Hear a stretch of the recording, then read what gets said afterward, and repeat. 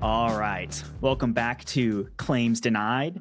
Today, we are taking a dive into the wild world of cardiology. Lots of awesome stuff, crazy stuff happening in the space. Super excited to be joined by two experts and leaders at US Heart and Vascular, Emily Rash and Dr. Neil Gheewala. How are you guys doing today? Doing well. Great. Good to Thanks see for you having again, us. Blake. Yes. And from what I understand, it's Emily, it's your first podcast. Dr. Gheewala, is it yours as well, or you've It been on is. podcasts before? This is my Okay. first as well. Look at that. Yeah. So we got two pros on here who What a have never done perfect a entry point. podcast. Yeah, which is crazy. Can't believe you haven't, given, y'all's roles and experience. So welcome to the wild world of podcasting. You are now in two wild worlds, as I have just characterized it. But I think we'll have a really great discussion today. Would love to dive into, y'all's model, your careers in healthcare to date, talk about the current state of cardiology, talk about value-based care and cardiology and governance and private equity in healthcare and all of these things. So lots of hot button issues and things that are, lots of converging trends in healthcare. So maybe we can start from the top of all of that. I feel like I'm rambling. Emily, would love for you to dive into, your background and how you find yourself at US Heart and Vascular today. Sure, happy to. Emily Rash, I'm the COO here at USHV and have been with the organization for 2 years. I actually came by way of the Chief Value-Based Care Officer job. Have been in value-based primary care for the last 7 years before this and spent time across the healthcare ecosystem and the payer side and consulting. But what really drew me to US Heart and Vascular was an understanding of the landscape of value based care, the problem statements that we were seeing in the primary care side, and recognizing that so much of the spend is driven in specialty care. And then cardiology being one of the consistently top three areas of spend with real true opportunity to impact both outcomes and total cost of care for the system through site of service shift, through access management, hospitalization avoidance, through just basic medical management. So it stood out to me that US Heart and Vascular was really well positioned for that as an independent cardiology platform. And so that's what drew me here. It's what's kept me excited and wanting to be a part of this every single day. And I'm excited to be here to chat with you about it. Awesome. Welcome. And Neil, would love for you to chime in now as well. Yeah, thanks. So Neil Gheewala, I'm a practicing interventional cardiologist here in Tucson, Arizona. I've been based out here for 9.5 years. And we joined US Heart and Vascular as the founding members in December of 2021. So I've been part of the organization for about 4.5 years in my role as on the board of directors, but also now as my role as Chief Medical Officer of Value-Based Care. When we were looking to form, among the first of its kind of an integrated national multi-state cardiology group, what we set out to do was do the things that would be hard to do, but are beneficial to patients, which is using scale and integration to be able to address difficult problems like value-based care, like population health, and the things that require a robust data system to be able to, and seamless integration to be able to tackle. So those are things that we've been working on over the last 4.5 years and look forward to talk about today. Yeah, thanks so much, y'all. And again, thank you guys for your time. And Neil, maybe would love to double click on, past 4.5 years, and Emily, you've been here the past 2 years. There's been a lot of shifts in both like capital movements within healthcare and within physician practice management, but also kind of cardiologist like employments and physician employment in general. Could you kind of give me like a brief history of US Heart and Vascular? Like, how was it formed? Who backed it? What's the mission and the goals, and what's kind of your current footprint to date and themes within that? Absolutely. So, in late 2020, early 2021, we were approached by, several, capital partners that were looking to form a large national cardiology platform. And we ended up deciding to partner with Ares Management and form US Heart and Vascular. And we ended up forming the company officially in December of 2021. To us, what we were looking for is the ability to utilize capital to address difficult problems, right? So those things include total cost of care, making sure that patients have continued access and care, and then ultimately move into the migration of what we, value-based care, population health. So to us, we thought that Ares would be the best aligned partner to be able to address those issues. And then over the last 4.5 years, we've worked hard to find like-minded partners in multiple different states, and find partners that have a similar vision. And I would say over the last 4.5 years, the probably the most challenging aspect to it has been working to find integration. And by integration, I say cultural integration. Where you take multiple practices that have been highly successful in their own right, who've been really great partners in their own communities, and finding ways to take the best practices from each of these practices and find a common way to do this to care for patients. Our goal is to make has been to build an integrated platform from the ground up, and that's what I think we've been working hard to do over the last 4.5 years. Yeah, I love that. That's fascinating. And Emily, as COO, and maybe both of y'all can chime in on this, but what are the, components, or what's the recipe for like successful integration, and what kind of goes into it from, technology to culture? Like, how would you kind of assess that? Yeah, I think it's a great question. So, and Neil, feel free to jump in. We Yeah. we really start with a central tech stack. So that tech stack is one instance of an EMR that allows us to have a platform with which we anchor everything off of, and then we are surrounding that with tools and resources that enable that platform to be more successful. Everything from sort of front end patient experience and engagement through to AI enabled tools that make it more efficient for us to be able to get prior authorizations and move through the process. So that tech stack enables us to provide central support that can empower practices to focus on what matters most, which is the patient experience and delivering great patient care. Then we layer on top of that our sort of operating model that allows us to make sure that we are on a regular basis putting a framework forward that helps our teams to stay focused on the things that matter most. So we have a daily management system that is live in our practices, where teams huddle daily to be able to think about key metrics. And then we have other operating rhythms that go throughout that make sure that we stay integrated and are able to share best practices across our regions, which I think is another real value proposition that we can offer to practices that join us. And then from there, we're able to layer in, because we have one singular EMR platform, we're able to layer in centralized support like our integrated care clinic and our 24/7 call us first solutions. These are things that we can provide to enable value based care that's really seamlessly integrated into the day to day work of our teams so that they don't have to go out to a separate platform to think about how do I take care of these patients. We embed it in our DNA and we make it part of who we are from sort of start to finish every day. Yeah, that makes a lot of sense. And you just mentioned something I'm actually like curious about. So like, let's say there's a lone independent cardiologist out there, or a practice or whatever, and they're evaluating different strategic options. They feel like they need a partner, or are looking for opportunistic ways to bring more accessible solutions or whatever it is to their patients. How would they vet partnering or affiliating with you guys versus like a kind of lighter, like wraparound kind of solution, or like other kind of competitors, if that makes sense? I'll start, Neil, feel free to jump in. I mean, I Sure. Yeah. think one of the main things that comes to mind is really cultural fit that Neil hit on earlier. So we do try to put our existing physician partners in front of partners who are thinking about joining us so that they can understand, is this a group of physicians that I want to practice with? That cultural fit into the medical group is really important and helps us to be able to drive forward an integrated platform. We also put forward a value creation plan for them. We help them understand how we can create value for them, and what it would look like if they were to join the platform.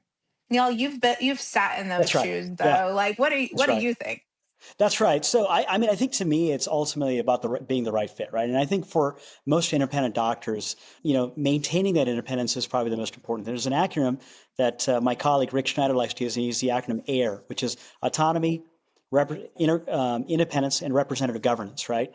And I think the third part is probably the most critical to do in a platform like ours, because you go from being in your own independent practice and having a voice and a vote on everything, and now everybody has a voice, but now we have representative governance, representative votes, right? So we've got to find a way to make sure that when folks come in, they feel like this is still private practice and that they're able to practice independently and have all of the benefits of being in independent practice, but also the benefits of being a part of a larger platform. And that's where the integration, the tech stack that comes in, and some of the other things like value-based care that we can offer our practices. Love that. Yeah, Neil, governance was a big thing I wanted to ask you guys about. Yeah. And I know we've talked about it briefly before. We chatted at sessions last year, and that was a great conversation.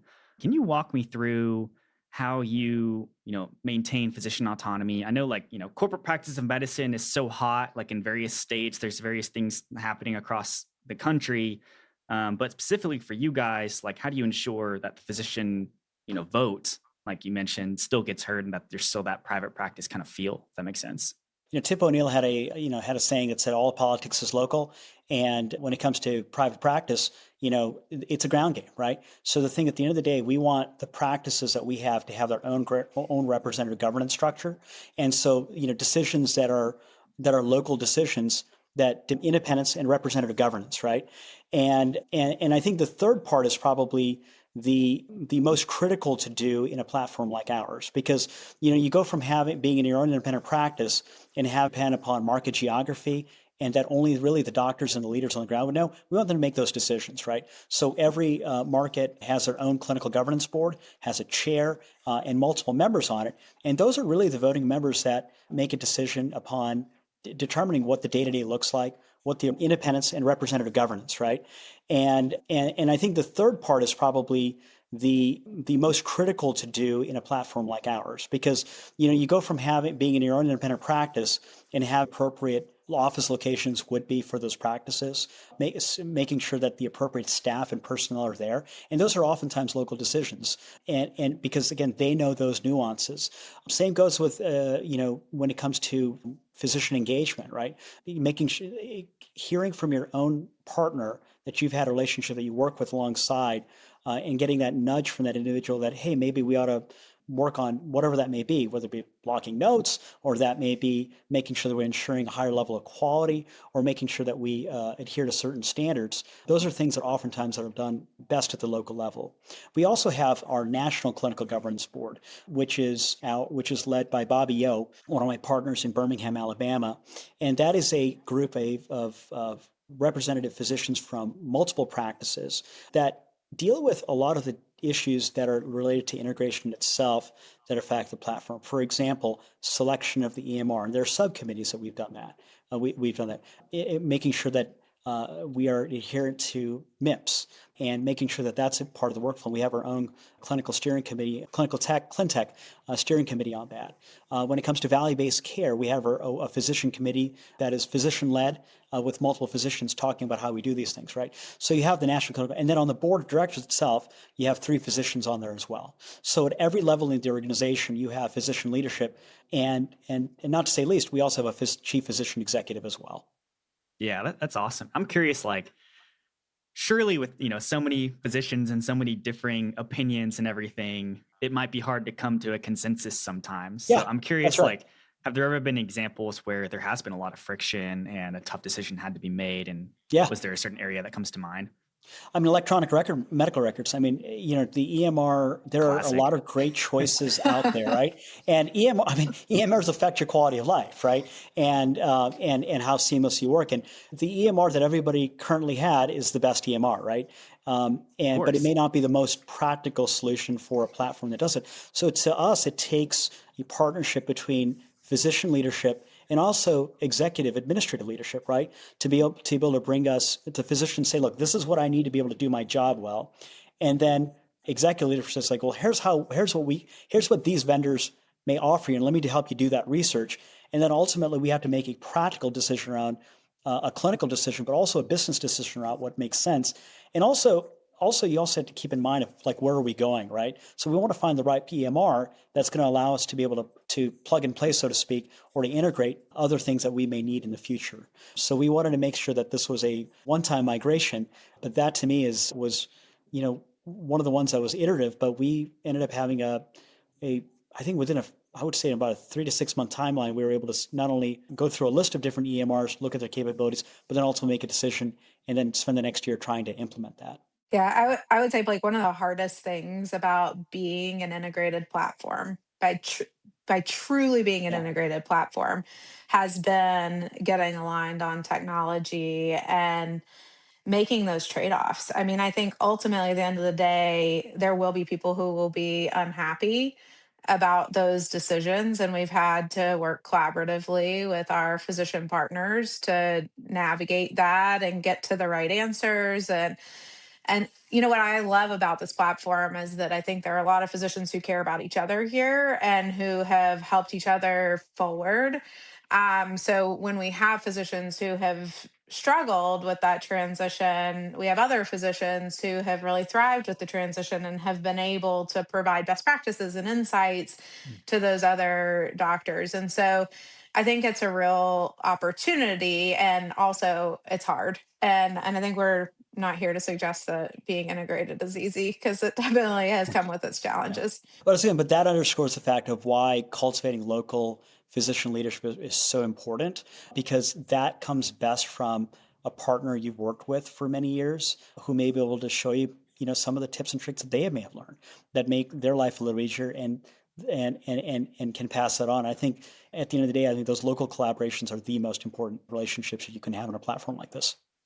How do you ensure those local markets aren't just usurped by the board or whatever? Like, is it kind of written into your bylaws, like, hey, this is how it needs to happen? Or like, how do you kind of make sure that the strong arming doesn't occur? Yeah, so the clinical governance boards in each region actually do have certain rights that are outlined in the documents. So that does assure that to be consistent and followed throughout the day to day of the business. But I think importantly, I think a lot about, what's required of us versus what's the right thing to do.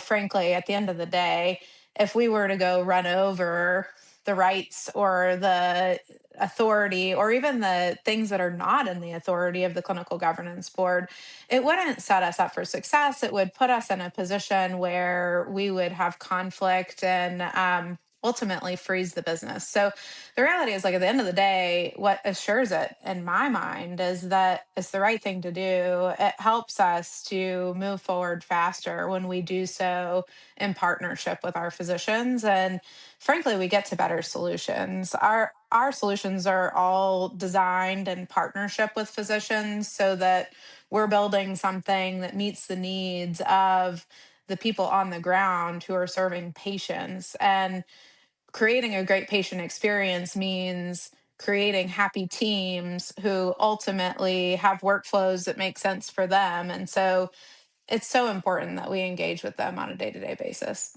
Yeah, I think that it's seems like such simple logic, right? Like, make sure the decision makers Yeah. throughout your organization are happy, so Yeah, that they want to and continue to that's, work for you. but I think also underscores the fact that we've also got to make sure that we partner with like-minded partners and practices that believe in the 50,000-foot view of where we're going as an organization. And so when you find the right partners, there's a certain, there's what the documents say, but there's also a certain level of trust and collaboration that we have because they share a common vision. Yeah, I love that. I mean, it all comes back to what it sounds like, and what I've learned from other leaders in this space too, is it comes back to the human and cultural component, right? That's How do right. you That's interplay? right. What are your values? Do they align with the company, the mission? So that's awesome. Emily, you mentioned briefly, or just on an ongoing basis with feedback loops, clinicians are vetting different technology solutions, especially as like an integrated platform. You want to standardize everything. So I'm curious, are there any other areas you guys are looking at right now? And how has AI kind of muddied the waters? Because I feel like there's so much noise right now. So how do you, like, what are kind of y'all's current, you know, strategic technological imperatives, and what areas are you vetting? Yeah, great question. There is a lot of noise out there right now, and for that reason, we have pulled back to say, what are all the jobs to be done? What are the things that could be done by technology? And how do we think about what are the right partners for each of those jobs to be done? So it's everything from what's the tool that engages patients on the front end to what's the tool that supports us with prior authorizations and streamlining that, making sure all of our back of house RCM, revenue cycle management work is efficient and optimized. Those are places that we think we can lean into AI appropriately. I think as a framing mechanism, we think about how AI can empower our teams and our physicians to really operate at the top of their license and empower them towards building greater experience and relationship with patients. We don't think that AI is going to replace relationship with patients. We think that it is an enablement tool that will make us better, more effective, and more efficient at the end of the day. So that's kind of how we're thinking about it, and trying to put together a really cohesive strategy before we like start scattershotting a bunch of tools Yeah. across the organization. I'll say one AI tool that we have deployed across our platform is called Suno. That is our ambient listening AI scribe function that we have with our electronic medical record, eClinicalWorks. And it's been relatively well received by a lot of our doctors. I mean, many doctors would either spend time typing while they're with patient encounters, or they will hire a scribe that would oftentimes have to go and dictate stuff afterwards too. It's something that I was relatively new to when I had that feature kind of enabled about 6 months ago. But it's something that's allowed me, again, as Emily said, at the end of the day, making sure it enhances whatever we do when it comes to technology, it enhances the way that we care for patients.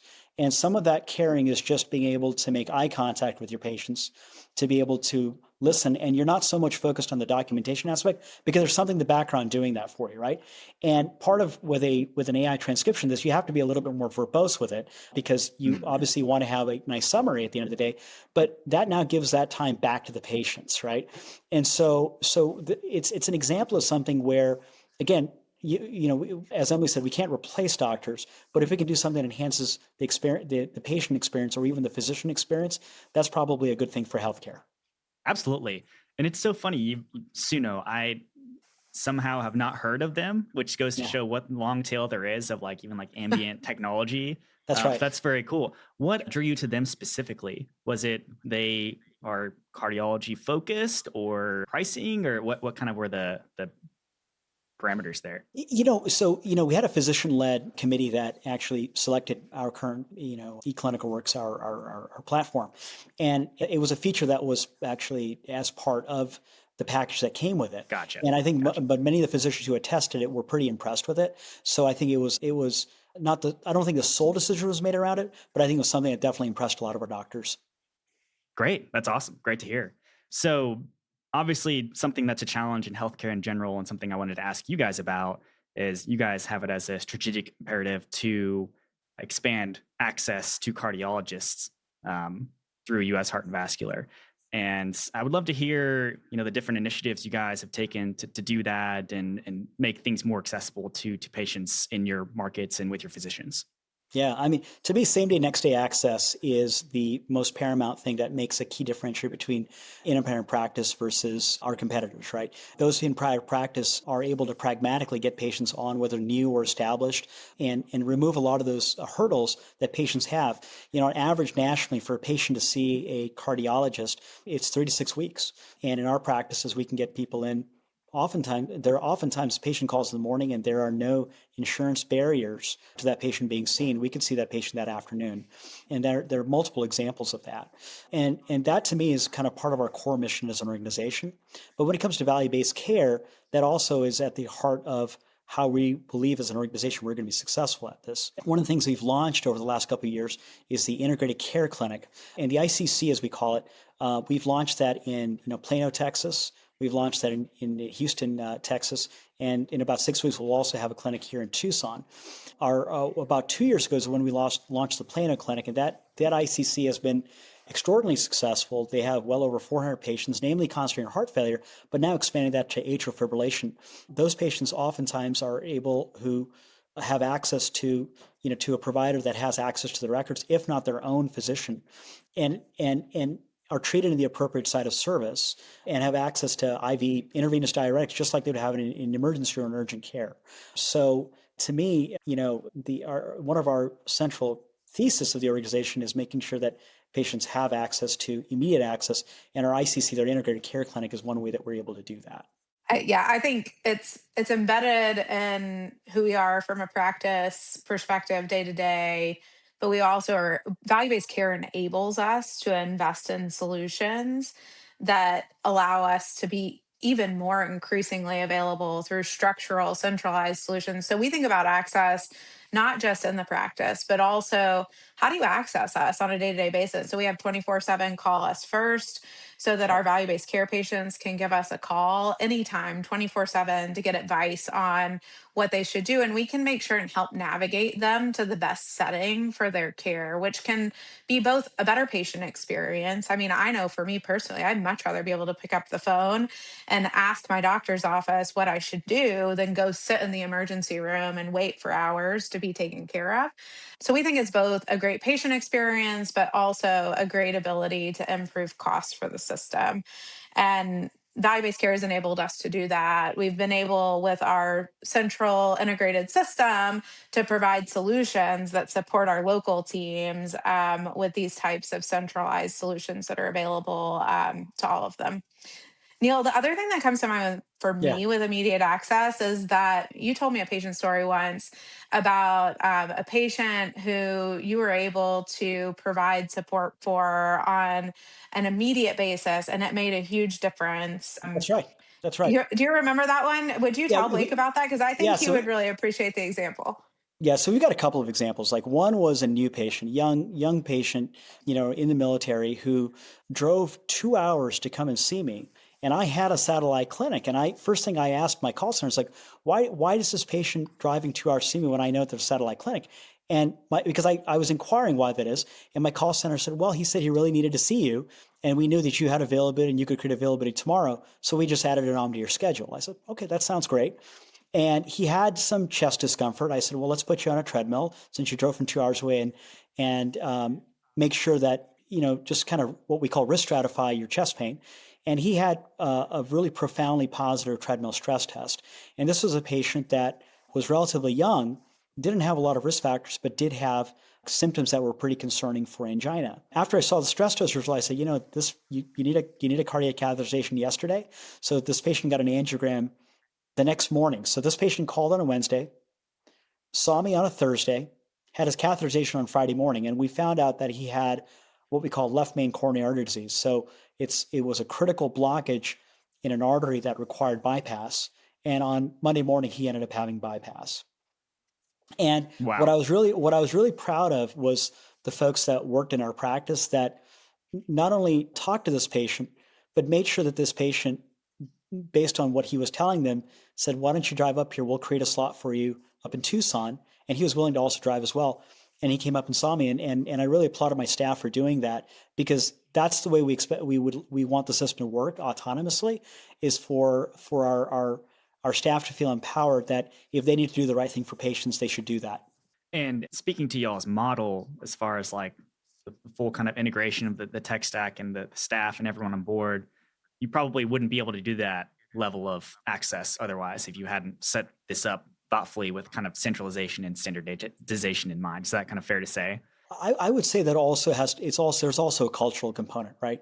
So that where that's a core thesis and value among the people who we work with.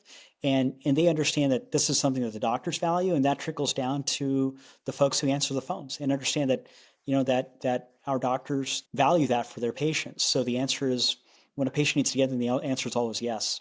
I think it's really, Neil's right. It is the culture, and it's a virtuous cycle. It's team members feeling empowered, it's physicians reinforcing that empowerment and encouraging them that they did the right thing. And I think that has to be core to who we are. I also think that it is what you said, which is that we have the ability to create the support structure and infrastructure around the team to empower that and make that possible. Helping them to know what's important, helping them to prioritize the things that matter most, and that is something that the team has said is access is important, and so we want to make sure that you prioritize that. So I think it's both, as you described, Blake. And I also think we're focused on providing a value based care solution that's not just about data, it's not just about wraparound solutions, it's about that integrated cultural dynamic that really makes it come to life in a way that I don't think we could do as impactfully otherwise. Yeah, yeah, I love that. Emily, you mentioned value-based care a couple of times. As I've come to understand it, value-based care means different things to different people, and I feel like That's the right. definition is all over the So true. place. That's right. What does value-based care mean to you and US Heart and Vascular? And also like how does that translate into, both your business model and like economics, but also like, other parts of the business? Yeah, I think one of the beauties of being an independent practice is that we are able to integrate value based care into our DNA because we don't have structural impediments that make it potentially in conflict with our fee for service business. So, contrast us to a hospital system that has a lot of capital invested and fixed assets that they ultimately need to make sure that those assets are being used effectively. We don't have those constraints. The biggest opportunities for savings in cardiology are to shift site of service, where we actually own ASCs and can get patients into a facility that's a lower cost site of care. They are to focus on access and avoid unnecessary hospitalizations. Again, that's good for both value based care and our fee for service business. And to really proactively manage and care for patients. Again, that's good for our fee for service business and also good for value based care. So, the real beauty of being an independent cardiology practice is the things that really drive value and value based cardiology are the same things that drive value for our fee for service business. So we can drive a huge amount of alignment. We do get the opportunity to invest in incremental resources that allow us to amplify that and to make it even more intensive than what we would do organically by nature of being in value based agreements. Just economic model wise, we ultimately are pragmatic about value based care. We believe that it is important to demonstrate success before escalating into higher levels of risk. So we are taking a ramp to risk approach to value based care. We have good partners on the other side, like Humana and United, who understand that, appreciate that, and are working with us to build a sustainable model that will really ultimately change the face of the way cardiology care is delivered. And so we're really grateful to have identified those partners. We took time finding the right partners and making sure we had partners who are aligned to our vision of the way value-based care makes sense to build in cardiology. It's really new in cardiology. There's not a Hmm. lot of established value-based cardiology models out there. And so we think it's important to be able to work together to get to the right answer. Yeah, I think that makes sense. Neil, curious for your perspective as a cardiologist, like I feel like maybe one of the biggest points of friction is like, physician compensation and you're specialist proceduralist. So you're doing procedures and providing high dollar value to historically the health system or the hospital, right? So how is that kind of shifting and how do you think you kind of address that in a kind of future value-based care state, if that makes sense? That's right. Well, I mean, taking a step back, I mean, this has to be part of the DNA of the organization, right? A plug and play model or an enablement overlay in value-based care is what really makes those things difficult. But when it's part of who you are and what you do, and you're really thinking about the long game, you realize that to be able to be successful at taking care of patients, the most important thing you can do is to invest in their experience. So if you're playing the long game to say this is what it's going to take to invest in their experience, they're then going to tell their friends and family to come see Dr. Smith or Dr. Jane over at in one of our offices, right? So that to me is kind of the long game of looking at this. But that's why it cannot just be an enablement overlay. It has to be integrated as far as how we practice as an organization. As Emily said, there's a few levers that are important, which is site of service, appropriate imaging, and keeping folks out of the hospital. Really, the three things that we do. But there's really the way I see it is that you shouldn't really be differentiating this on a value-based care patient versus a fee-for-service patient. There's really one way to practice in this organization, and as long as we're focused on doing what's best for the patient, I think everyone's going to be, and that we make this integrated. I think folks, I think a lot of those secondary considerations will probably go away. Yeah, that makes a lot of sense. And one thing I just want to ask you guys about is with the new lead model, have you guys thought about like participation in that, especially with, I think it's called CARA, CARA, the kind of specialist negotiation part. Have you guys looked into that at all? I know it's fairly new, but curious for y'all's perspective. Yeah, I think in particular, the latter part, the Kira specialist contracting, is a place that we're interested in participating. We looked at lead directly. I don't think there's a place for us to play directly in the lead model, but as a specialist contracting mechanism, I'm excited that they've taken what they built into Reach with the sort of preferred provider approach. And I think they've tried to expand upon that concept and make it more attainable for specialists to find ways to participate, and for value-based primary care groups to find ways to participate. In my past experience, it was quite hard to get to the contracting mechanism. And how do you do so with scale? And so some of the elements and pieces that they've integrated into the new model, I think, will make that more attainable for people. So we're excited to explore it. We have some great PCP partners that are in the value based space that I think will be a great place to start. And, we're initiating those conversations as we speak. Yeah, it's exciting. I'll be very curious to hear more as you guys kind of vet that and see how lead goes and all those sorts of things. And then on the other side of the equation, you kind of the other levers you guys mentioned was, less expensive side of service, right? So the ASC or the cath lab or whatever it is, how much weight are you guys putting on those kind of investments, right? Versus value-based care versus, whatever, acquiring more physicians, like how do you kind of vet where to go, if that makes sense? Yeah, I think it's an important question. How do we think about deploying capital in the organization? ASCs are a key value creation lever for us. So not only is it good for value-based care, but it is also good for just overall value creation for the organization. And so that is a place where we've been really benefited from being partnered with Aries and having a capital partner that can help us invest in those types of solutions. So putting that capital forward so that we can help physicians to build ASCs nearby to their practice, make it convenient for them to have access to do procedures in the ASC, and create a great patient experience. Being able to just walk up in an outpatient setting to get a procedure taken care of is so much more convenient. It's a priority.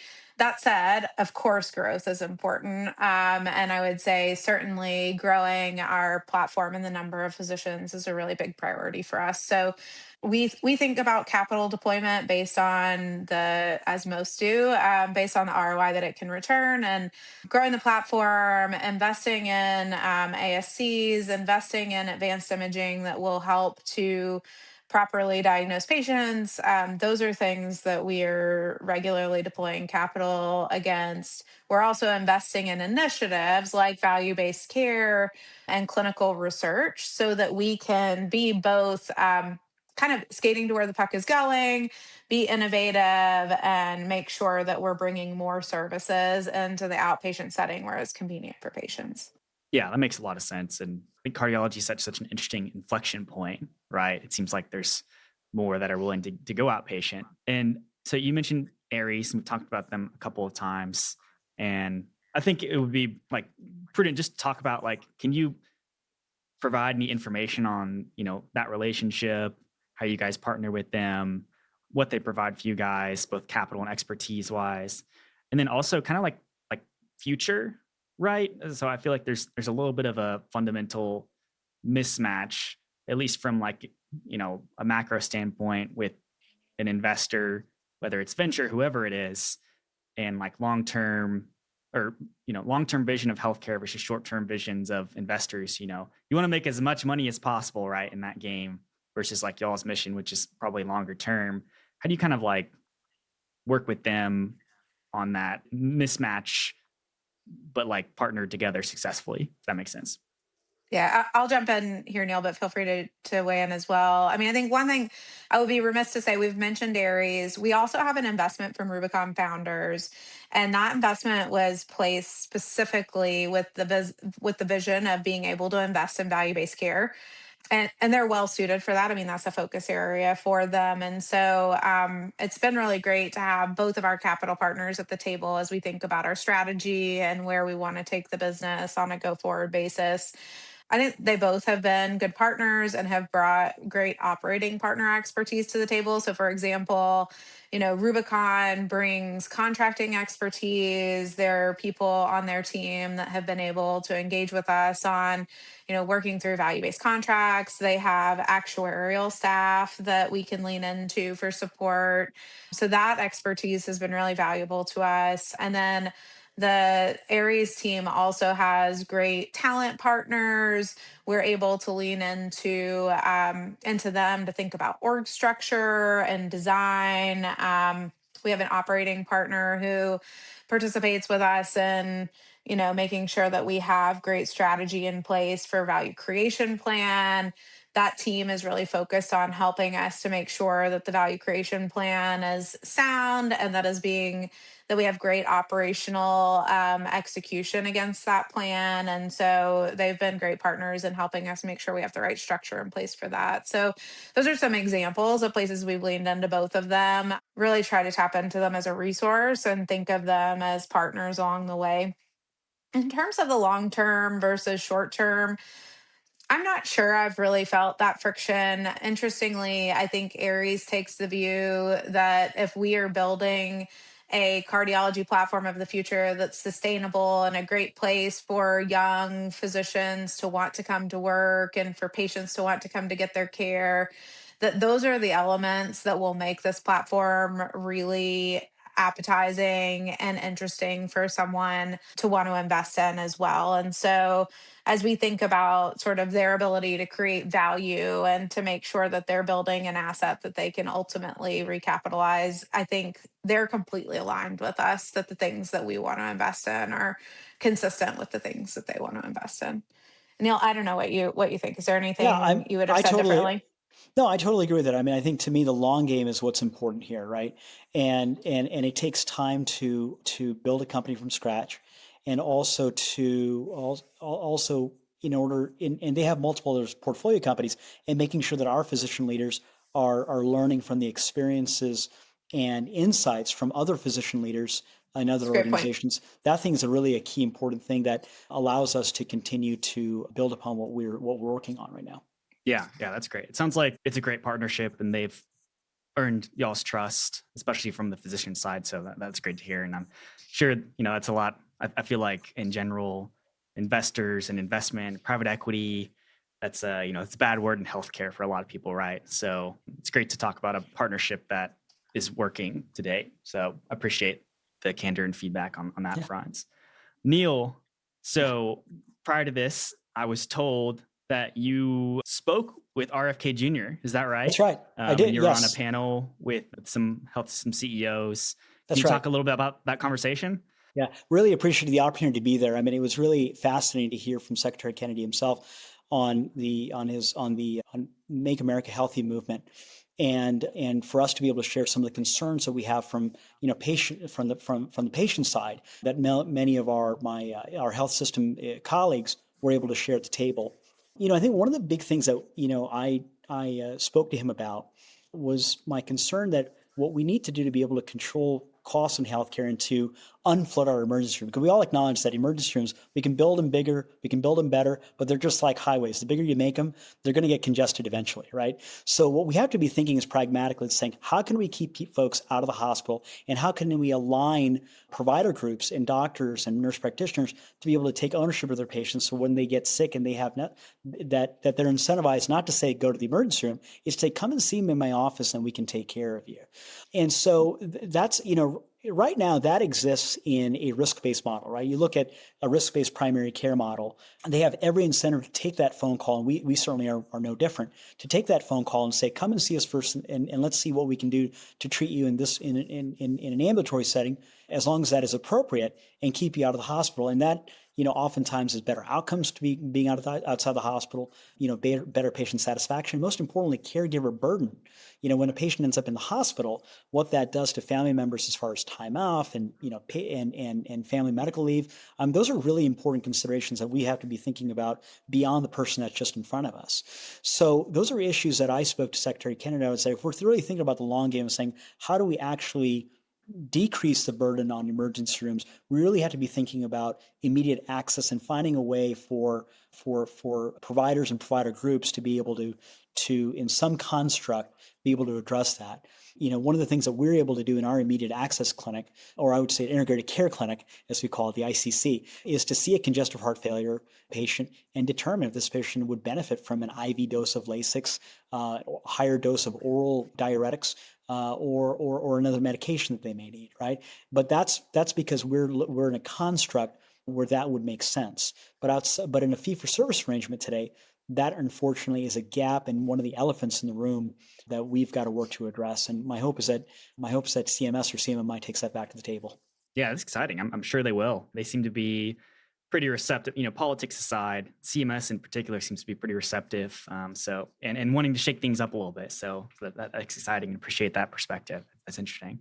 One more healthcare / business question for you guys is curious about what you guys think from a future perspective. In the next 5 years, what will cardiology, like the practice of cardiology, look like? And what are you guys specifically building within that to be ready for that future? I'd say the practice of cardiology, I think, it's going to be evolving. And I think what it's going to turn into is you're going to have outpatient centric groups that's taught working on immediate access, outpatient access and ASCs. And you're going to have hospital based groups for acute care. And I think that's the migration that I think we're seeing in many parts of the country. But I think that is going to be probably the major shift, and a decision that, again, young fellows in training have to make a decision of saying, where do I want their career? Or do people start in the hospital and pivot to the outpatient setting? So that's really all to be seen. Yeah, I think spot on, Neil. It's a very evolving landscape. I think we seek to be a place that we can help empower physicians to have a different future, and I think we're unique in that we really seek to be one USHV, one team, and really looking to provide that differentiated experience for team members and for physicians. And I think that is the future. I think that putting forward a model that allows physicians to really practice medicine and focus on that, to do so without the constraints of a capital system that motivates incentives that are wrong for our overall system of healthcare. We just talked about CMS and what they're doing. I think CMS has said all Medicare patients will be in a value-based model by 2030. So we have to help prepare the cardiology system of the future to be prepared for that, so that we can help be successful there. And I think that's what the future looks like to me. Yeah, certainly cardiology is an area, like I mentioned, with a lot of change and a lot of exciting evolution as site of care shifts and all those sorts of things. So lots of opportunities as well for you guys. All right. I got one more question for you guys. It is a more personal one. And Emily, maybe we'll go back to you just to start off. But what is one experience or piece of advice, something you've consumed in life that has fundamentally changed how you live your life? One of the books that I read as like a team building book along the way was called Dare to Lead, Brene Brown. And it was so impactful to me because what I learned from that book is that we can be such stronger leaders when we lead with vulnerability and when we open ourselves up to our teams. And it impacts the way that I work with teams every single day. It makes me really passionate about engaging with people as people and allowing them to engage with me in the same way and making sure that we really lead with our values. And for me, courage and authenticity are core values, and I try to bring that to work every day. And that book really like solidified that for me. Love that. That's awesome. Thank you. I like to tell people, Neil, before you go, sorry, I like to tell people I'm accumulating quite the store of knowledge asking all of you, for these responses. So I bet my you Goodreads, should share your reading list with us. I That's right. know I'm going to, it's quite expensive. I haven't indexed it yet, but I will. Once Neil goes, I'll start. Perfect. Well, listen, I think a book I read about 20 years ago was a book, Lexus and the Olive Tree, written by Tom Friedman. And that was a book he wrote before the earth was flat. It's a book that's about globalization, and what changed about the world in the 1990s. And to me, it was a really influential book, especially when I think about healthcare, because to me, healthcare is not a system; it is an ecosystem where we really have to work together and understand that that everybody has a place to exist, and B, how can we work better together so we can put the patient priorities at the center. And when we do those things, I think we'll all be better. And that's, I think, part of one of the themes of that book, and that I take away back to healthcare. Yeah, it's great. It's great to look at a broader, viewpoint, especially other industries and other perspectives, and bring those back to healthcare. Yeah, I love that a lot. So great responses from you guys. Definitely got plenty of reading from my end to be doing to catch up. But Emily, Neil, thank you so much for today's conversation. I learned a ton. Thanks y'all for your time. And best of luck to US Heart and Vascular and both of you guys as you guys embark on this crazy journey into the wild world of cardiology. Thank you, Thanks for your Blake. time, Great Blake. spending time with you today. Thank you. Awesome.